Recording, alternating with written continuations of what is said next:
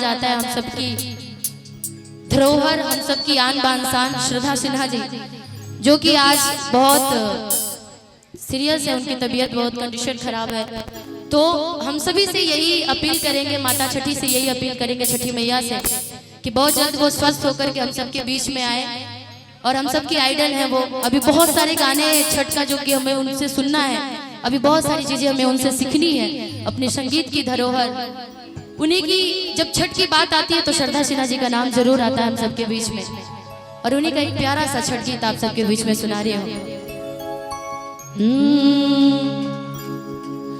ओम सूर्याय नमः,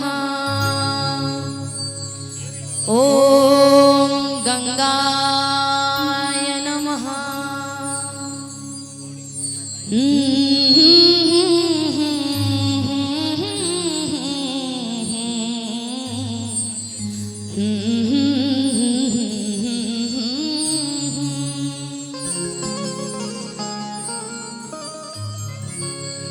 आठ ही काठ के केवड़िया हो दीनानाथ, की रूप छान लागल केवा, कि आठ ही काठ के केवड़िया हो दीनानाथ, की रूप छान लागल केवा, ताही ऊपर चाही सूत ले हो दीनानाथ, बाझिन के बरवा धई लेखा, आठ ही काठ के केवड़िया हो दीनानाथ, रूप छान लागल केवा,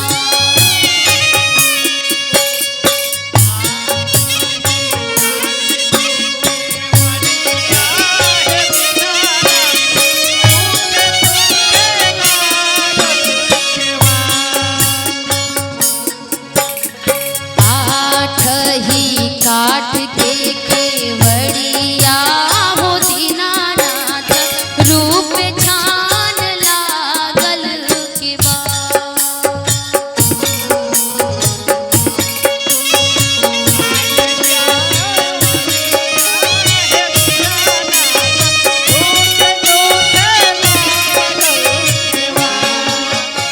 ताही ऊपर चढ़ी सूतले